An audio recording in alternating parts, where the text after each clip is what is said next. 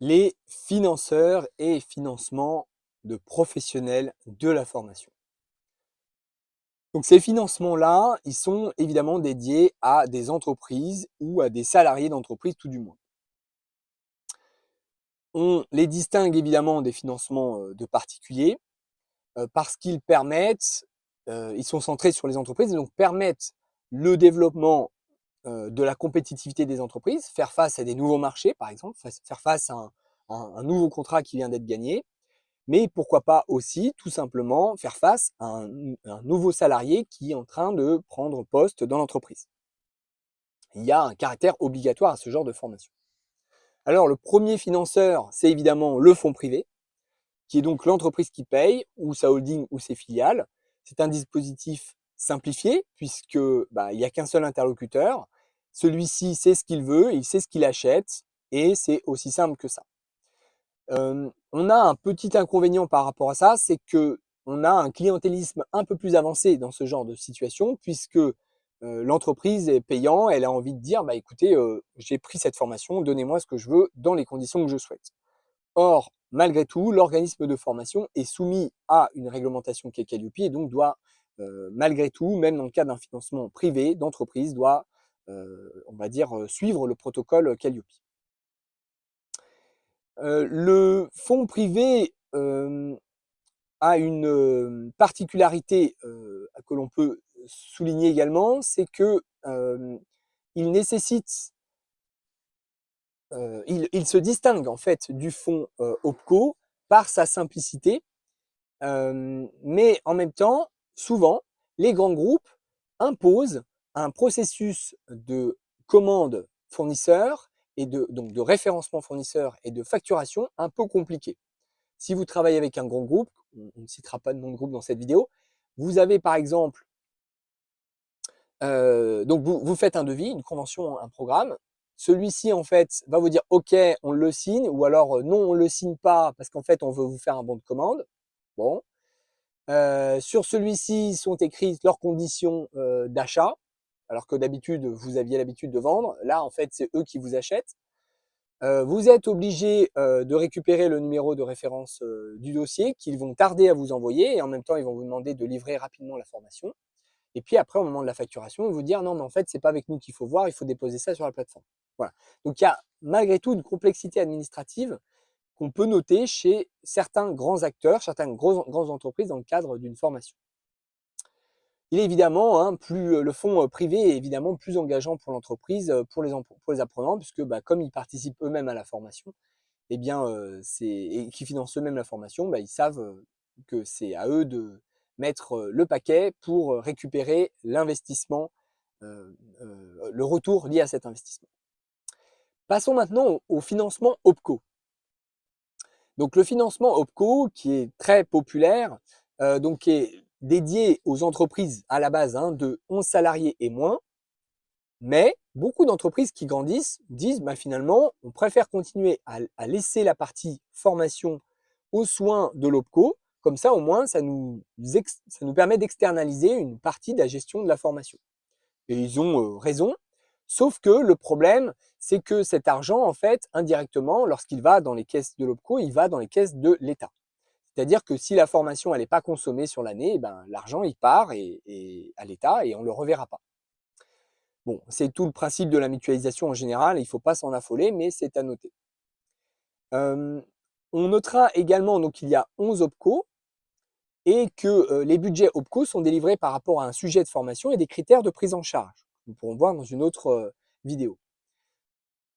Les enveloppes les plus utilisées sont le PDC, donc le plan de développement des compétences, c'est la plus connue, c'est celle qui permet de financer la formation continue annuelle pour une entreprise. Et on a également d'autres enveloppes, une qui est apparue avec le Covid s'appelle le FNE, Fonds national pour l'emploi, qui permet de faire face à des situations un petit peu critiques pour l'entreprise. Le montant de pris en charge en fait, par l'OPCO est relatif à un coût horaire, comme l'est le Pôle emploi d'ailleurs, comme le sont également les FAF. Donc ça veut dire que l'organisme de formation a un intérêt fort à faire chuter son coût horaire de formation, sans pour autant évidemment dégrader la qualité. Un des éléments qui s'associe à ça, c'est le souhait pour l'OPCO de faire en sorte que les salariés d'une entreprise, à un moment donné, se concertent et demandent la même formation au même moment, plutôt que de financer des formations individuelles, ce qui serait évidemment à la sortie beaucoup plus coûteux. On a donc 11 OPCO en France, que je ne citerai pas, parce qu'il y en a, ce serait trop facile dans cette vidéo, et qui sont simplement associés à chaque secteur. L'OPCO peut également accompagner le financement d'une formation en transition professionnelle, ce qu'on appelle le PTP. Fin du chapitre des OPCO. Passons maintenant aux plateformes de gestion externalisée de la formation. Donc, les plateformes de gestion externalisée de la formation, c'est tout simplement la même chose que les OPCO, sauf que c'est dans le secteur privé. Donc, si vous avez envie de faire gérer vos fonds de formation et que vous n'avez pas d'OPCO, si vous êtes une entreprise et que vous n'avez pas d'OPCO pour votre branche ou que le travail des OPCO ne vous satisfait pas, vous pouvez faire appel à un service de gestion de vos fonds de formation. Formiris, c'est un bon exemple dans le secteur des écoles. Dernier type de financeurs, les FAF. Donc les FAF, c'est les OPCO des travailleurs non salariés. Alors qu'est-ce qu'un travailleur non salarié? Globalement, c'est un auto-entrepreneur, un freelance, un gérant d'entreprise non salarié. Globalement, on a potentiellement des personnes qui peuvent être salariées dans une entreprise et avoir un dispositif de non salarié par ailleurs. Donc autant on ne peut pas cumuler un financement de particuliers et d'entreprises, autant on peut cumuler, non, on ne peut pas cumuler, pardon, mais on peut s'appuyer, en tout cas, sur des financements d'entreprises de deux natures différentes. Exemple, un salarié qui a également un statut d'auto-entrepreneur. Donc, les FAF les plus connus, c'est le FIFPL, la GFIS et le FAFCA.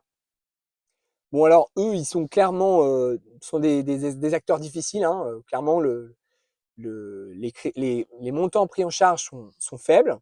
Maintenant, il existe aussi des enveloppes dédiées à la transition professionnelle qui sont bien plus conséquentes que les fonds classiques, donc ils ne sont pas à négliger. Les critères sont publics, comme pour les OPCO. Alors, ça n'a pas été dit, je ne l'ai pas dit pour les OPCO, mais l'organisme de formation n'a pas pour vocation à s'occuper de la prise en charge. L'organisme de formation a pour vocation à faire une proposition de formation avec un devis, une convention, un programme. Il le soumet au client et c'est le client qui se charge de contacter son OPCO et ou de contacter son FAF. Et ce n'est pas à l'organisme de formation d'aller chercher les critères de prise en charge. Si vous avez connaissance de ces critères, c'est parfait, mais ce n'est pas votre métier quand vous êtes conseiller formation. Le FAF, contrairement au Pôle emploi, contrairement aux OPCO, ne fait pas de subrogation de paiement. Il ne paie pas à la place du client. C'est au TNS, travailleur non salarié, de demander, de payer sa formation et de demander ensuite un remboursement. Les FAF ont une particularité également, c'est qu'ils sont très hasardeux dans leur délai de réponse et très hasardeux également dans leur délai de paiement. On a des gros soucis à ce niveau-là. Donc, quelqu'un qui est un TNS, qui demande une formation, il est préférable qu'il la demande et qu'il soit déterminé dans l'exécution de cette formation, qu'il la paye. Et puis, s'il y a une prise en charge qui est faite, s'il y a un accord de prise en charge qui est fait, et ben alors, tant mieux. Et à ce moment-là, il se fera rembourser. Sinon, c'est pas grave.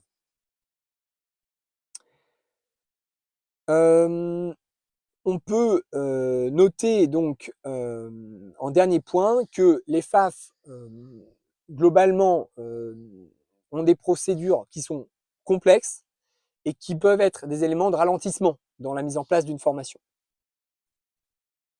Dernier point, dernier type de financeur. Alors celui-ci est vraiment un marginal dans l'écosystème global de la formation, mais il faut en parler parce que certains clients en parlent aux organismes de formation. C'est le financement DPC. Alors il existe une fédération de la formation qui s'appelle l'ANDPC, qui finance les formations dédiées aux professionnels de la santé. Et donc, il faut, pour que l'organisme de formation puisse proposer une formation financée par l'ANDPC, que ces formations soient reconnues par celle-ci, dans le cadre du DPC. Voilà, donc je vous ai fait l'apologie, la cartographie des financeurs professionnels. L'important pour vous, c'est de comprendre l'écosystème et de comprendre les rouages principaux de ces financeurs publics. Bon courage.